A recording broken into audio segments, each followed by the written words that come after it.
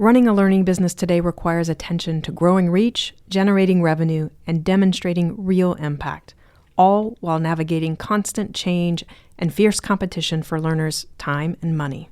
To help, we've curated a collection of free resources for learning business professionals.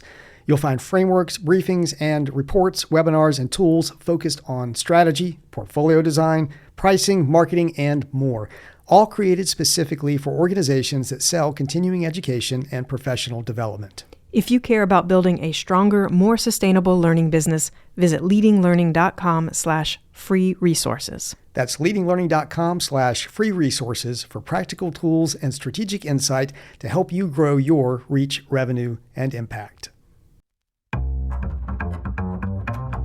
If you want to grow the reach, revenue, and impact of your learning business, you're in the right place. I'm Celisa Steele. I'm Jeff Cobb, and this is the Leading Learning Podcast. Mission drift doesn't happen all at once. It creeps in, and according to our guest, it often happens because organizations are following the so-called best practices for how to grow and govern. Our guest is Eric Ries, entrepreneur and author of the landmark book, The Lean Startup, and, most recently, Incorruptible, Why Good Companies Go Bad and How Great Companies Stay Great. Eric's ideas, including minimum viable product and build, measure, learn, have fundamentally shaped how the world thinks about products and innovation. If the Lean Startup is about how to build something worthwhile, Incorruptible tackles the next question. How do you keep it that way? Eric shares his provocative argument that the for-profit versus nonprofit distinction is largely a red herring, and he offers a new definition of what it actually means to be a for-profit organization that may surprise you. Yes, and Eric lays out a 4-part framework for governance, along with a harder is easier principle that reframes what it takes to build lasting trust in an organization. If you're involved in running any learning business, no matter its tax status, and you want a challenging new perspective on how organizations lose their way and what it takes to build one that doesn't, then you want to stick around for this conversation with Eric Ries.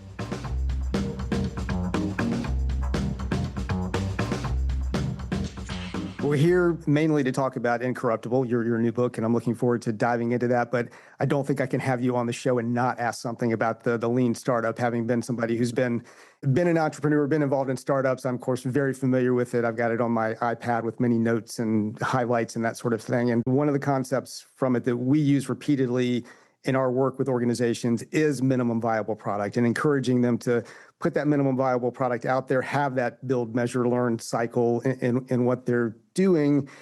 And I'd love your perspective, from 15 years out from publishing the book. How has that concept held up from your viewpoint, and how maybe has it evolved over that time period? Yeah, I think it's held up pretty well. I mean, people get it confused all the time because people think, oh, if we're just building a minimum product, that's like opposed to quality or long-term planning or something like that. But the point of minimum viable product is simply if we're in a situation where there's going to be a long number of steps that have to unfold in order for whatever the thing is to be successful. And I can tell you stories about where the thing itself is like a whiz-bang gadget, like a cool platform, a deep-sea oil well drilling platform, or like an internal process change or a new curriculum. I mean, I really have seen every kind of thing you can imagine have this thinking applied to it. There are 2 dimensions. I said this 15 years ago or more, I guess now. 2 dimensions of the world that are going to make this more and more and more and more difficult. One is the changes in the technological landscape are going to democratize the tools of production, but also drop cycle times. So things are going to get faster. It's going to become easier and easier and easier for more and more people to build things, try things, communicate things. I think that prediction's held up pretty well. But at the same time, we're going to see a great increase in the level of underlying uncertainty about what's going to work.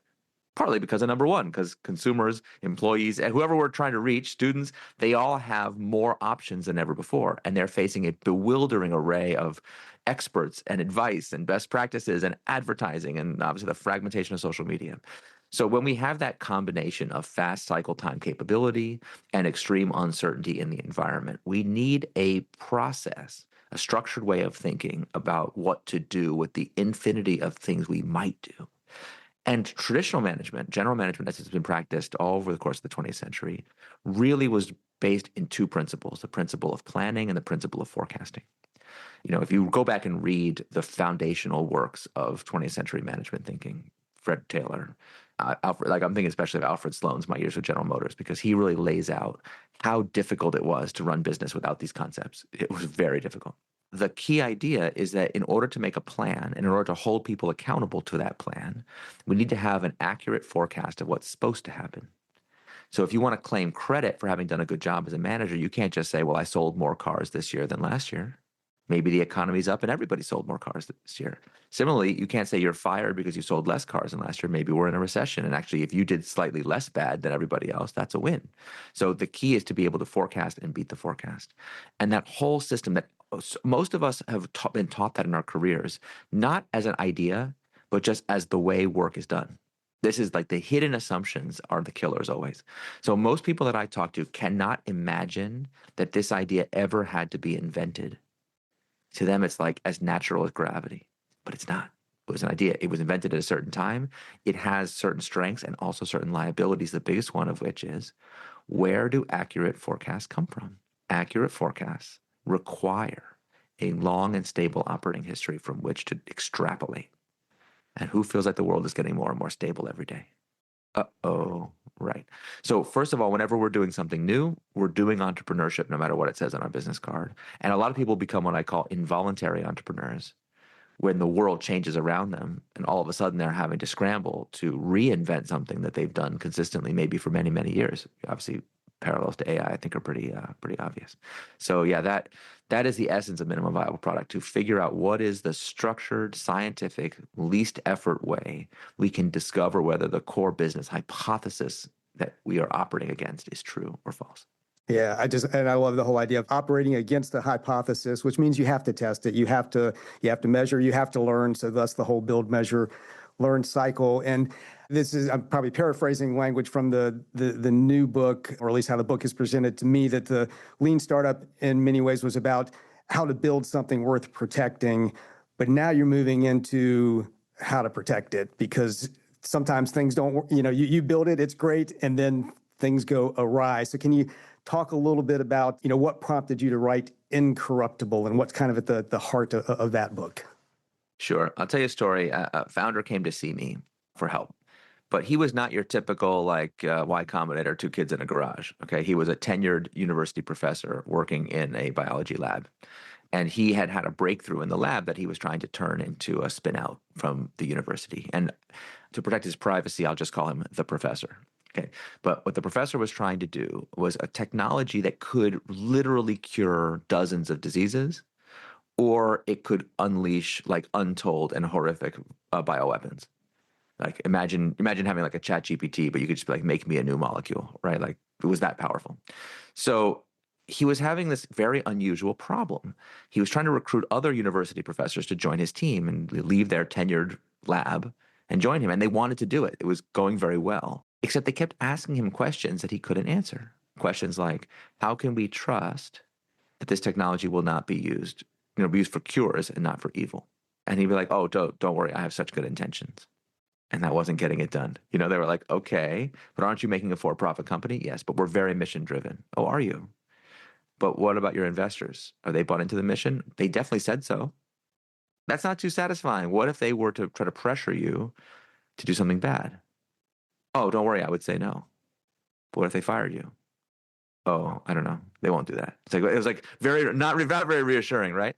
Anyway, so he was like, how do I be a for-profit company but still be mission driven? Meanwhile, if he talked to his investors about it, if he gave them even the slightest hint that he had concerns about the mission, they'd be like, doesn't sound like you're very serious about business. So he felt trapped, stuck. Now, at the same time, I happened to be going to an event. I was on my way to an event while I was talking to him. And the event was for a founder friend of mine who was at the end of his journey. So this guy was just starting his entrepreneurial journey. The CEO I was going to the event for had been CEO for like 15 years of a company he had built from nothing into a multi-billion-dollar success. And I was explaining that I had to get off the phone because I had to go to this event. I'm explaining that there's going to be like 1,000 people here to talk about this CEO and the things that he had built. And I was watching people trickle into the event. I saw that there were people that I knew the CEO had even fired. who had like flown back at their own expense to come to this event for him. And the guy was like, wow, mad respect. That's the kind of CEO I want to be one day. And I was like, I'm sorry, I'm clearly not making this clear. This is not a party. This is a wake. He's like, what? I was like, yeah, he doesn't work there anymore. He had made literally billions of dollars for his investors, and it wasn't enough. And he's been kicked out. And now the company's in new hands. They're taking the company in a new direction. So we're kind of going there to celebrate, but we're kind of going there to mourn something that was lost. And then he was like, wait, are you saying that's going to be me one day? I was like, yeah. This is what I'm trying to tell you. I've been doing this for 15 years now. I've watched so many people lose control of the thing that they made, sometimes because they just get fired by their investors, sometimes because their board betrays them, sometimes, though, because the organization just becomes bureaucratic or malignant or worse, and they can't control or understand why. And he was like, but is what I'm asking you for help with possible? Can I build an organization that is incorruptible? I said, it's kind of a good news, bad news situation. The good news is, yes, I do believe it is possible. The bad news is that you've already taken steps in the wrong direction because you are following the best practices that everyone says are the very best ways to build an organization, but actually our modern best practices about how organizations should be built, structured, and governed are in fact value destroying. Are you willing, I asked him, are you willing to go with me and look at the evidence that this is so? Because I know it's a bold claim. And he was willing. And thanks to that willingness, after I went to the party, we reconvened and we put his company on a new and totally different course that ultimately I think is going to lead to that technology being used in a safe way rather than a dangerous way.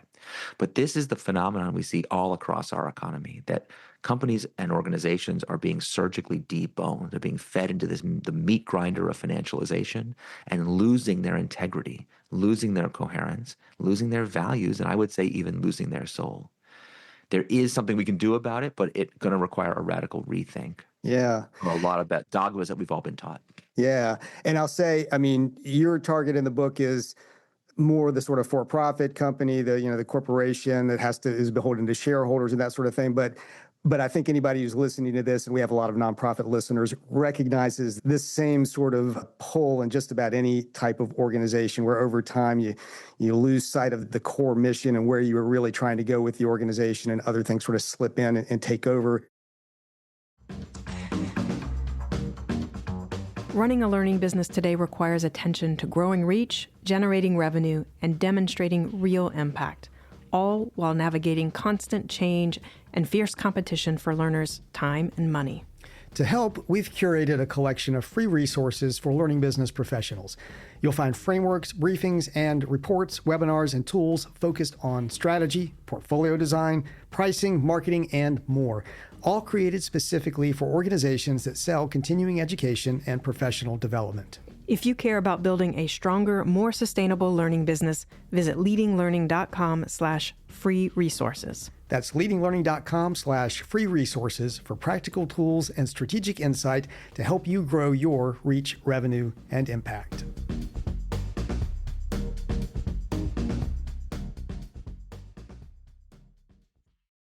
Core to this book, as I understand it, is that the corruption is often, maybe most of the time, really, it's a design failure more than it's a moral failure. Can you talk about that? And what are some of the earliest signs that a company or an organization might see that the design is somehow wrong, that they're not on that right path? Let me address both things that you said, because actually, although this problem, we tend to talk about it as a business problem or originating from the for-profit sector, it is kind of metastasized out of for-profit. And I think part of it is just we have financialized everything in our economy. And in the book, I actually have discussions and stories and evidence about how the same phenomenon is happening at hospitals, at universities, in political parties, in journalism, in sports teams, in so many places you wouldn't expect it to show up, in transit construction costs and public sector stuff. And I think what's going on is our grandparents really had lived a life of separately defined civic spheres, right? The civic sector, public sector was distinct from private sector, was distinct from journalism, the so-called fourth estate, was a separate estate. And sports teams were totally separate. Whereas today, if you look at those areas, you'll hear people cynically say, well, once money gets involved, what you're going to do. Like think about like the role of a sports league commissioner now compared to the days of the great Kennesaw Mountain Landis, who purged baseball after the Black Sox scandal. Now we have scandals like that like a couple times a year. And everyone's like, well, but the commissioner works for the owners. The owners just want to make money. What do you expect? Well, our grandparents expected something very different. They would have been very surprised to see nonprofit hospitals, for example, lobbying against the creation of a national patient safety board. Right. Well, you say, well, why? We would be very surprised to see law firms and universities both bending the knee to outside pressure instead of standing up for their core mission. Why? Well, I say, well, it's the almighty dollar, but our grandparents had plenty of dollars. There's been a change, a fundamental change in the idea of what leadership and management is supposed to be. So let's try to understand why that's happened and what its effects are. As you ask, what are the signs? The number one symptom of this corruption is that we have found innumerable ways in our society to make money without creating value. It's really that simple. And I'll tell you a funny story. When I was creating the long-term stock exchange, I used to get calls from journalists when there would be like a funny finance story that they wanted to comment on. And I don't know how many people remember during the pandemic, the Wall Street bets era, where there were all these like online stock traders on Reddit, places like that were getting all worked up about payment for order flow and other kinds of corrupt financial practices. And they were trying to like throw their weight around, driving up the value of what are called meme stocks now. Like, I can't remember what that was, like GameStop and AMC theaters. Like it seemed like kind of a random assortment of stocks that were being like affected by this phenomenon. Anyway, what the finance reporters had a hard time writing the story because they would call me and be like, look, we're trying to write this story. What are people outraged about? We can't understand it. And I would explain, well, I think it's very straightforward. Like in payment for order flow is like a classic example of a conflict of interest between the gatekeeper, the intermediary, and the end customer. It's the same as like payola in radio or stocking fees in grocery. You see this a lot in our modern economy. And they're like, but that's been legal and going on for years. What's the problem? Like, what's new here? What's the issue? And they were really having a struggle time with that. I had to say, listen, stop. The issue is people get upset whenever they find someone who is making money without creating value. People for a long time, for centuries, have understood that to be a form of corruption. Now, in our modern language, the word corruption has had its definition narrowed almost to the point of uselessness. Like maybe if someone creates like really outright embezzlement or fraud, we can still call that corrupt. But even, I mean, we can all think of cases in recent years where we can't even agree on that. Right? Like our grandparents were livid about insider trading and gambling. Now those things have basically been legalized. So what's going on? So the sign of corruption is that someone is breaking the fundamental moral logic of our financial system, which is as follows. If you ask people to defend financialization or capitalism or anything about our economic system, they always retreat eventually, like they're digging the justifications down until you hit the moral bedrock, which is this. When two people engage in a fully informed, fully voluntary, uncoerced transaction for mutual benefit, both parties are better off. Because by definition, if they weren't, they wouldn't have done the transaction. When that happens, new value is actually created in the world. It's a magic trick. It's the ultimate magic trick of our modern economy, that we can create wealth without stealing it. Amazing. But listen to how many criteria that requires. Fully informed. Like if I sell an addictive product, where's the consent? If I mislead you, if I do deceptive practices, where's the fully informed? There's so many kinds of transactions today that we do and celebrate in the for-profit and nonprofit sectors alike, that in our grandparents' and great-grandparents' time, not just would have been seen as morally dubious, they would have been crimes. Now we've legalized them. So I think we are reaping the inevitable consequence of having done this kind of civilization scale wrong turn. And now it's time to make some corrections. Can you talk a little bit about how mission factors into this? And I'm thinking especially for our audience, because they'll say, well, those corporate guys, maybe they don't have a sense of mission, but we have a mission. We have our mission statement. What's the difference between having a mission statement and truly being, mission controlled, mission driven? I appreciate that because part of my argument in the book is that our current distinction between not-for-profit and for-profit is mistaken. We today let this like very arcane provision of the tax code be reflected as what we think is the most fundamental distinction of organizational types. I think that's totally wrong. When we say for-profit today, we generally mean investor-controlled or donor-controlled. And when we say nonprofit, we tend to mean self-controlled, autonomous. So many of the organizations you're talking about have a mission statement, but they are not mission driven. They are at best what I call mission hopeful. That is, they're operating a very conventional business playbook and giving it the sheen, the patina, the candy coating of talking about mission. But when the chips are down, and we've seen a lot of examples of this in recent years, when their revenue lines are threatened, they have no values at all. They will do what they have to do to preserve themselves. Such an organization is not a trustworthy counterparty because you have no idea what it's going to do in the future. So I think that the right way to think about this is we have like the Smithsonian Institute is a very for-profit organization. And Philip Morris, the Merchants of Death, are incredibly not-for-profit. They are destroying value, whereas the Smithsonian Institute creates value. Once we accept this distinction, it opens up the possibility for what I call the new governance, a new theory of governance that allows us to put mission and purpose at the center of all of our corporate practices. When I say corporate, I don't mean relating to corporations. I mean relating to the corporeal body of an organization. So today, most board meetings are dry and dull and frankly, like so boring. I don't know if you've ever been to a board meeting, but it's like unbearably boring because we have reduced board discussions to compliance and what passes for a very meager sense of purpose today, generally just the self-enrichment and preservation of the financial assets of the thing. We've come to see, governance has come to see organizations as legal and financial contracts, instruments of economic activity, rather than as vital living things. So culture, mission, purpose, these issues tend to have receded from board agendas. I give lots of examples in the book. One of my favorites is like the amount of time that a hospital board, someone studied hospital boards to see how often they like talk about or discuss patient safety or tie safety outcomes or health outcomes to executive compensation. And it was like almost nothing. Meanwhile, like talking about how to compensate the executive director is like occupying an increasing amount of time. And the criteria for being a really good executive director of a nonprofit these days mostly has to do with your fundraising prowess. So when you do that, what you see is the culture of an organization starts to develop corrosion, an illness, and like an obsession with what investors or donors might want. Not what they actually do want. Forming a long-term healthy partnership with a donor, that could be good. What they might want. You start to hear people like, well, we could do that, but investors might not like it. The market might not like it. You know, again, going back to hospitals, there's been this push to have more transparency about errors. Medical errors kill, depending how you ask, like a top 10 cause of death in the US. You would think, I get, like people would be like, well, naturally, I'm sure a private equity owned hospital would be really have a hard time being transparent about its own mistakes, sure. But it's nonprofit hospitals that have led the charge for fear of losing money. Losing patients, losing donations, having their malpractice insurance go up. Like legitimate financial fears are driving outcomes, not the mission anymore, even though these hospitals have incredibly powerful nominal mission statements.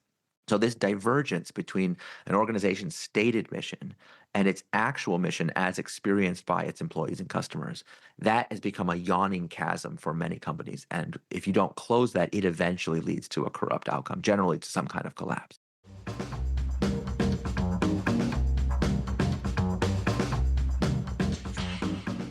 You're really thinking about profit differently. You're sort of defining profit in a different way than would traditionally be the case. Sure. Yeah. My definition of profit is as follows. I think to be a for-profit organization is to be one that is trying to maximize human flourishing. So if you're doing that, then you are enacting the core logic of our financial system. You are creating new value. And you are concerned with all the human beings your organization touches, not just the short-term ones, not just the ones that are convenient and easy to measure, but all of them. In economics, the bugs with our kind of conventional definition of profit are well known. Deferred liabilities, negative externalities, what I call using a human life as an input factor of production. Like seeing it kind of as like acceptable losses if somebody has to die or be maimed in order for the engine to turn. Those problems are well known, but generally speaking, we say, well, what are you going to do? That's just how it is. But I say, no, we who build, lead, manage, and educate organizations, we have a say. We get to decide what these words mean and how they be defined. We don't have to listen to some expert. And so what I try to argue in the book, and I think this is something that might seem a little bit counterintuitive to your listeners the first time they hear it. It sounds very abstract. Like, what does it matter what our definition of profit is? but it turns out to be extremely practical. And I give examples in the book, and I've had a bunch of readers now tell me that this way of thinking has unlocked new opportunities for them too. Leaders in the book who used this theoretical concept to discover new sources of value and mission attainment, new sources of professional acceleration and career enjoyment. And so, yeah, like we can make board meetings a lot more interesting, in addition to having a lot more positive impact and making more money for that matter. Yeah. Oh, and to go back to that, because I did want to follow up with you on boards. I've served on some myself. I know the environment of which you speak. I mean, for a board that is thought mostly in terms of compliance, fiduciary duty, what's one question that should maybe start asking that it probably hasn't been asking before that might take it down this better road? Yeah. Let me first lay out the 4 dimensions of the new governance, and I'll give you a question for each. So the 4 dimensions are compliance, purpose, coherence, and integrity. Okay. Compliance is well covered, so we don't need compliance tips from me. I'm not saying that's not important. It is important. But purpose, we have to ask ourselves, what is the purpose of this organization? And that people think that purpose is like really vague aspiration. Like I quote this guy, it was an ESG critic from Wall Street who was like criticizing Unilever for saying they're going to infuse purpose into all their products. And he was like, man, at the point that we're talking about the purpose of Hellmann's mayonnaise, I think we've lost the plot. And I was like, okay, fair enough. That's a good point. But what's so funny about that quote is actually that although it may be a very humble product, Hellmann's mayonnaise is food. So its purpose is actually crystal clear: to nourish and delight the people that eat it.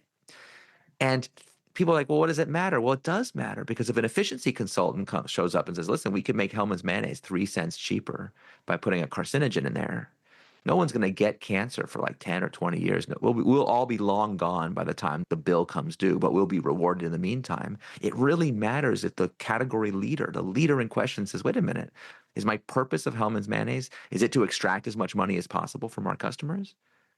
Or is it to nourish and delight them? Like, this is a substantial, important question. So I ask people to think about purpose this way, not as what is our aspiration or intention, because who cares? Rather, what are we legally committed to maximize? If you're a for-profit company in most of the industrial world today, you are legally required by default to maximize shareholder returns. We've got an idea called shareholder primacy. And like I said, that idea has kind of metastasized into a lot of nonprofits who basically think the growth of the nonprofit itself is the thing we're trying to optimize for. If that's the case, if you want to put growth at the top, be prepared to reap the whirlwind. But if it's not growth for its own sake, what is it? What is it? So that's the purpose question. What are we legally obligated to maximize? The coherence question is this: to what degree are all of our resources, human, financial, political, social, all of our resources, aligned towards one common goal? In the book, I tried to reintroduce the world to one of the most pioneering management theorists of all time. Her name was Mary Parker Follett. She wrote in the 19-teens and 20s, and then she was utterly erased from the management record. When, at the same time that Frederick Winslow Taylor was celebrated and lauded. You can draw your own conclusions for why he was celebrated and she was erased. But if I told you a bunch of the things that she said, you would think they were written by a contemporary person, and you'd be like, wow, that person is cutting edge. She was really a century ahead of her time. She said things like, she believed in power with, not power over. She said the purpose of a leader is to make more leaders. She said that she would go around and she would say things like this: Mr. Roundtree, the owner of the Roundtree Chocolate Factory, is not the leader of the Roundtree Chocolate Factory. And people would be like, lady, what are you talking about? His name is right on the door. His family has owned that factory. Everyone works for him. Like, in what possible way is he not the leader? And also, you're praising him as a great leader. What's going on? She's like, well, he is a great leader. But when people follow, they do not follow him. Rather, he is really skilled in instilling in his employees a sense of common purpose. The common purpose, and not Mr. Roundtree himself, is their invisible leader. And I think this is one of the most powerful ideas in management, because this is a description of how things actually work rather than how we wish they worked. People, generally speaking, in for-profits, nonprofits, governments, it doesn't matter. Most people follow their intuitive inner sense of what is required for the job. What is the organization's purpose in having me do this job? And quite often, we see situations where they are commanded to do something different and nonetheless keep following that invisible instinct. So I think most of our discussions today about culture and stakeholders and blah, blah, blah is like vague. useless and lame. When in this book, I talk not about stakeholders, but about fiduciaries. Who are you a fiduciary to? Who would you rather die than betray? Okay. If for a hospital, if you tell me that's patients, then I want to see that everything in the organization, every person, every incentive, everyone is aligned around patient safety and health outcomes. And I don't want to see even one place where you could even conceivably be paid for doing an unnecessary procedure. Uh-oh. Well, that's not how the insurance companies we partner with work. Right. So are we coherent or incoherent? What is our primary purpose? The last is integrity. And this is the one I think that gets people really irritated the most. Because for a person, if I say you're a high integrity person, I ask everyone, think of a friend. You have a friend who, when I say the word integrity, does it conjure someone's name in your mind? Mm-hmm.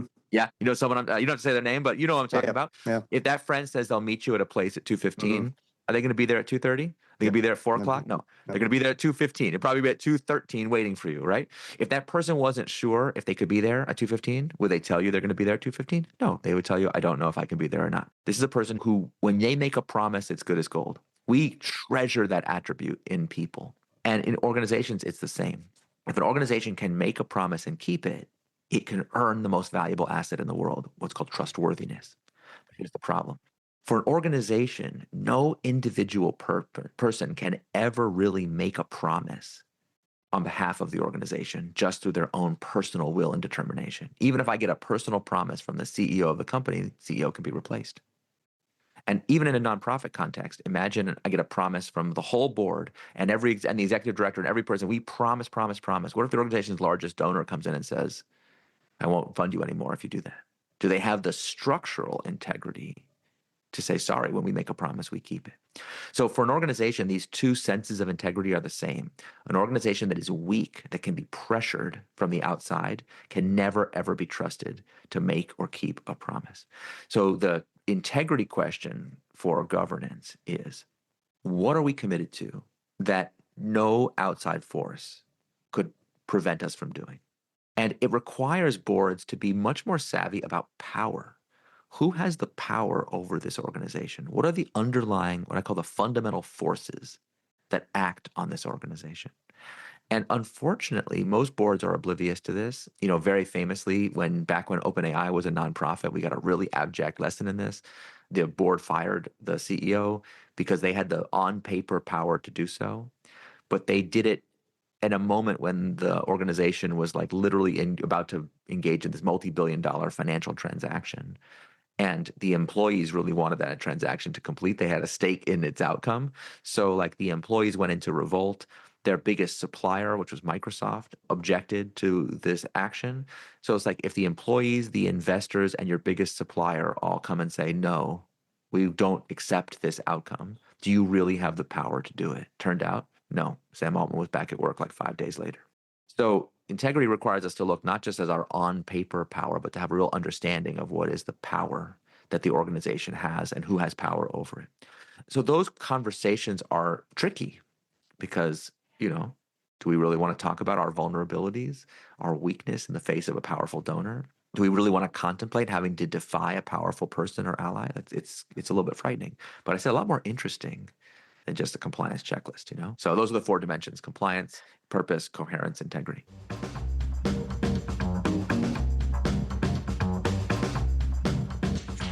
Can you talk about the role of incentives in all of that? Because a lot of times incentives are out of alignment, it seems like. So say more about that. Sure. In the academic literature, this is called surrogation, where the number becomes a surrogate for the thing itself. Like, if you ever wondered why is customer service so bad in this country? And we have data, it's like roughly twice as bad as it was 50 years ago on average, even though the customer service function has been professionalized and we've spent untold billions on improving customer service. We're actually making it worse. Why? Because we've allowed metrics like average hold time to become a surrogate for the thing itself. We noticed 50 years ago that if we answer the customer's question promptly and quickly, they get off the phone quickly, then they're more satisfied. That's good service. But now we made the exhaust from the process the goal of the process. It's like taking the exhaust engine and sticking it in the intake valve, for a combustion engine. We're polluting with carbon monoxide our own thinking. We started to think, anything that makes average hold time better makes the customer service better. But actually now we've discovered there's lots of ways to get people off the phone without actually solving their problem. Have you called your cable company recently? So I'll tell a story of Johnson & Johnson. I think this is very relevant. We've been kind of on a healthcare kick for some reason in my answers here today, so I'll stick with it. Okay? I feel the healthcare pain, so that's a good one. Yeah, we know this one real. Because it affects all of our lives in a very visceral way. So Johnson & Johnson was a family-run company, and the second generation leader was Robert Wood Johnson II. He worked his way up from the boiler room. He became chairman of the company when his father died during the Great Depression. And he was a really high integrity leader, but also like a iron-willed, like seems like a very old school chairman, corporate chair, like you imagine, like just you did not cross him. He very famously fired his own cousin and his own son from the business for improprieties, like a person you did not cross. So he would do things like during the Depression, he raised wages when everybody else was lowering them. He would open factories when others were closing them. And he was just like, look, we have a commitment to the purpose of our organization that, even in bad economic times, this is what we do. And as a result, once the Depression ended, Johnson & Johnson rocketed to the top of corporate success in the 1940s. So much so that he took the company public during World War II. Okay, like the market environment of 1942, right? So and before he took the company public, he was worried even then that the company would fall to short-termism and start to become a greedy company, a company that was only interested in its investors. So he created the very famous Johnson & Johnson Our Credo, which was a statement of purpose for a for-profit company that went as follows. Our first priority, our first fiduciary obligation is to our patients, then to doctors and nurses, then to our employees, then to our communities, and last to our shareholders. The exact opposite of today's best practices. He was so worried that people would forget the credo that he had it carved into 10-foot-high limestone blocks and installed in the company headquarters, where they still exist to this day. They are a monument to his idea, Ozymandias style. And the idea was that every person who worked at J&J would have to walk by the credo every day on their way to work. It would remind them what their purpose was. And while he was alive, this worked great, because he was judge, jury, and executioner of interpreting the corporate purpose of J&J. And like I said, if you crossed him, you were fired. But when he died, the company slowly and gradually began to drift from those principles and fall into the gravitational pull of this massive celestial body we call shareholder primacy. So over time, the credo never changed. In fact, it's still on the walls to this day.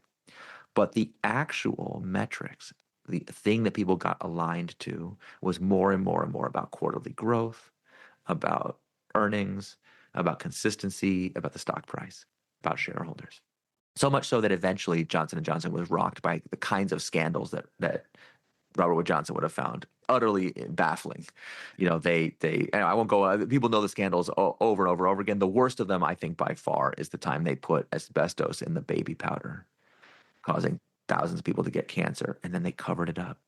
We know they covered it up because there was litigation and the documents all came out. So these breaches of trust eventually come back to bite you. But the CEOs who oversaw this cover-up, who oversaw the years and even decades of these scandals, walked away with hundreds of millions of dollars in compensation personally. So we are paying people to engage in this practice. Anyway, the reason I bring this up when you asked about alignment is you have to understand that the people who put the asbestos in the baby powder and then covered it up literally walked by the credo every day on their way to work. So human beings are infinitely capable of the cognitive dissonance of claiming obeisance to some mission or mission statement, while actually understanding that what the organization really wants me to do, the thing that drives my compensation, my promotion, my rewards, the thing I'm really aligned to, is the surrogate metric of dollars or growth or share price or whatever. So if we want to avoid that, we have to have a corporate discipline. And I think this is a board level responsibility. We have to have a significant responsibility in the organization to use what I call holistic metrics that actually track the full range of human impacts that our organization creates, so that we never allow any financial metric to become a surrogate. Therefore, we become trustworthy. And again, this is not about giving up on profit or growth or success or even money. The trustworthiness asset is what gives us the competitive advantage we need for our organization to grow and thrive. Well, I'll say that as somebody with a long literary background, I love the Ozymandias reference there. We might have to quote the poem in the in the show notes here. To wrap up, if there's one thing that you would want a leader of a mission-driven organization to do differently on the proverbial Monday morning after hearing this conversation, just one shift in how they think about building or governing or protecting what they've created, what would that be? Gosh, what haven't we talked about yet? Okay, here's a really simple principle. It's called harder is easier. And this is maybe the easiest thing in the book, actually. Easiest to understand. I don't know if it's the easiest to do. Here it is. So when people talk to me about this, I've been trying to get leaders to up their game for like 20 years. Okay, so I've got a lot of experience telling people, look, if you do this new technique, it will help you. And the most common answer I get, especially in recent years, is people be like, oh, Eric, man, I hear you, but business is already so hard. Leadership is already so hard. I can't get my employees to do what I want. We're under all this pressure. We're dealing with budget cuts. We're dealing with this. I got this team running off and doing that. That team running off doing that. My board's telling me I got to embrace AI. My employees don't want to do it. They're being recalcitrant. You know what I'm talking about? Business is too hard. I can't add one more thing to my plate. I always say, I hear you. I'm very compassionate. It is hard, but I want you to consider this possibility. Is it possible that the reason business is so hard is that nobody trusts you? Think about how much easier your life might be if your employees, your customers, your donors, your board, what if you actually all had true mutual trust? Now, unfortunately, most people have never worked in a mission-driven organization, the real thing, where when management says something, they mean it. When your boss tells you that something's a corporate priority, it actually is the priority. If someone tells you this is the merit-based system we use to get for people to get ahead, there's not some secret other, right? There's not some secret political other thing. So most people have never seen this. So they don't realize that when you take the harder road, you actually make a bunch of the most nasty problems in leadership way easier for yourself. Alignment becomes automatic. And in order to activate this harder is easier principle, you only really need two things. And they don't require your boss's permission or the board. You as a leader, any leader can just do these two things any day of the week. One, you need an aspirational mission aligned with human flourishing. Without that, you can't activate the heart of the people you choose to lead. They have to really intuitively understand, well, of course we do it that way. I tell a story in the book of a company whose literal directive to all their employees is to love your customer. Treat them like you treat your own parents.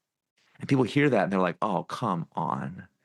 You gotta be kidding me, right? What is this, some kind of vague, oh, we're all a family here? No, they've made that into an operating handbook that is extremely practical, but also extremely easy for normal people to understand. So much of corporate strategy is a waste of time because the people being asked to execute the strategy do not understand what is being asked of them because it is out of alignment with their own inner wisdom, their own sense of value and common purpose. So we need an aspirational mission aligned with human flourishing. And the second thing we need is a commitment to make principled decisions no matter what. It's an ethos, a character. And I give a bunch of examples in the book of people whose harder than easier mission forced them to make a principled decision that was really very painful and difficult, but they stuck with it because they understood that that would ultimately be what makes them trustworthy. And the reason I bring it up, you said one thing a leader can do. Of all the things in the book, this is the one that is most in the control of a leader. The greatest leaders I know, the people I really admire in government, in for-profit, and nonprofit, they all share this characteristic. They have an ethos, a personal sense of mission and principles and values. Like they have a real character about them, a business philosophy, a leadership philosophy. And they understand that by doing that, it makes life more difficult. It will increasingly bring them into conflict with the conventional business practice or with the fact that then now there's a partner who's being recalcitrant. And like it creates difficulties on purpose. And they love it.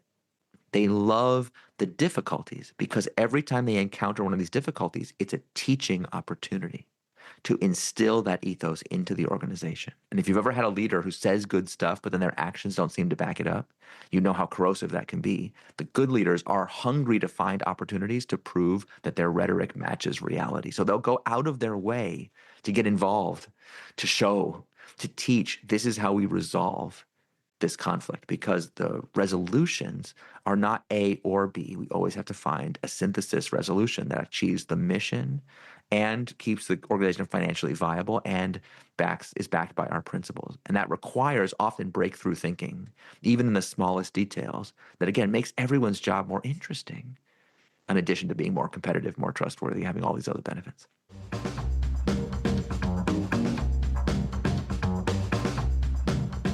That wraps up our conversation with Eric Ries, author of The Lean Startup and Incorruptible. But stick around another minute for our recap. You'll find show notes and a transcript for this episode at leadinglearning.com/episode 479. Eric's new book is available wherever books are sold, and you can visit incorruptible.co to sign up for his newsletter and to make use of the bookstore finder to shop local. Signing up for the newsletter will get you access to bonus content, including a secret chapter cut from the original manuscript and implementation guides tailored to different sectors and job titles.